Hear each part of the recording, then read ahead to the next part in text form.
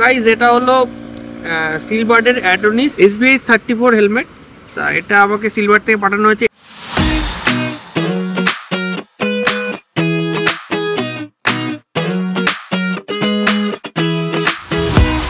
হেলমেটটা স্পেশালি ওদের যে আমাদের যে অযোধ্যায় রাম মন্দির তৈরি হলো সেই রাম মন্দিরকে ডেডিকেট করে এই হেলমেটটা বানানো হয়েছে।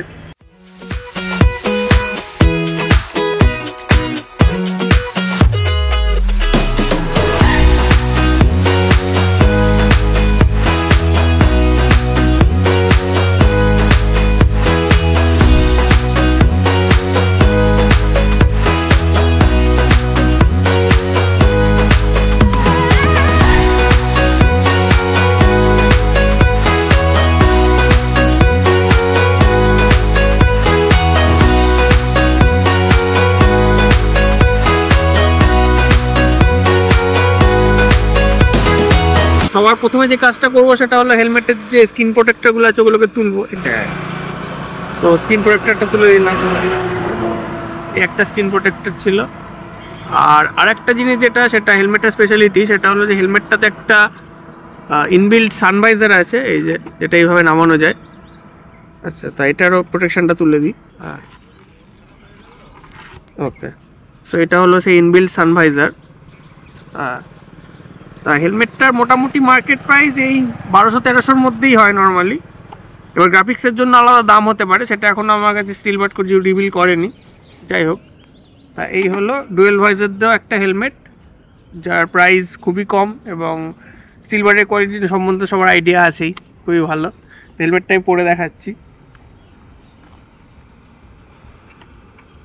তাই হলো হেলমেটটা, বেসিক চেন স্ট্র্যাপ মেকানিজম আছে।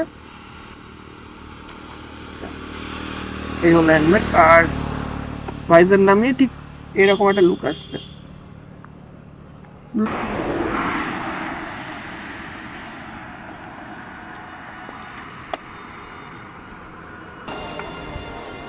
তাই হলো হেলমেটটার লুক, আশা করি ভালো লাগছে আপনাদের।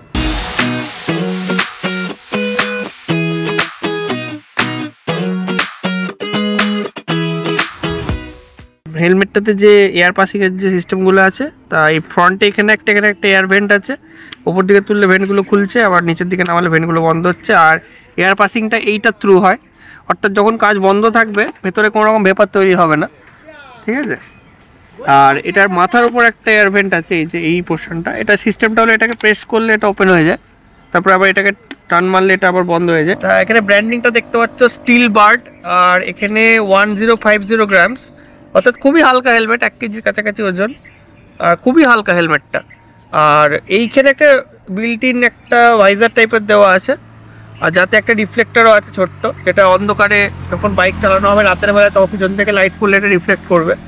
হেলমেটটা হলো ISI সার্টিফাইড, এই যে এখানে ছোট্ট করে ISI লেখা আছে, আর ভাইজারের ওপর একবার এই সাইডটাতে ISI লেখা আছে। এছাড়া কোথাও এখানে ISI হেলমেটের গায়ে কোথাও ISI ব্র্যান্ডিং দেখছি না।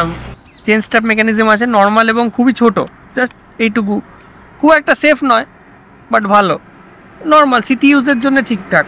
হ্যাঁ, যদি এবার কোয়ালিটির দিক দিয়ে কথা বলা যায় তাহলে ভালো, বাট খুব যে হাই কোয়ালিটি সেরকমও নয়। বাট এই 1300 টাকা, এর থেকে বেশি কিছু এক্সপেক্ট করাও যায় না, সিটি ইউজের জন্য পারফেক্ট। তাই এই হলো হেলমেটের প্যাডিংটা। তা এখানে রিমুভেবল প্যাডিং দেওয়া আছে, এই যে রিমুভ করা যাচ্ছে, কিন্তু পিনের সিস্টেম আছে। তবে একদিকে এটা ভালো যে রিমুভেবল প্যাডিং দেওয়া হয়েছে, অন্তত ধুয়ে পরিষ্কার করা যাবে, কিন্তু প্যাডিং খুবই পাতলা। আর ভেতরের এই পিছনের প্যাডিংটা অতটা ভালো না, মোটামুটি পাতলা প্যাডিং, একদম বেসিক হেলমেট একটা যেমন হয়, একদম যে সব হেলমেটগুলো আরও সিটি ইউজের জন্য বেসিকভাবে বানানো হয়, ক্র্যাশ প্রোটেকশন খুব একটা বেশি হয় না, বাট সেই হিসাবে ঠিকই আছে। কোনো রকম ফ্রন্টে চিন কার্টেন বা নোজ প্রোটেক্টর এসব কিছু দেওয়া নেই, একদম বেসিক একটা হেলমেট। তোমরা জানাও কমেন্টে তোমাদের গ্রাফিক্সটা কেমন লাগছে, আর হেলমেটের লিঙ্ক আমি ডেসক্রিপশানে দিয়ে দেবো, ভালো লাগলে তোমরা চেক আউট করতে পারো।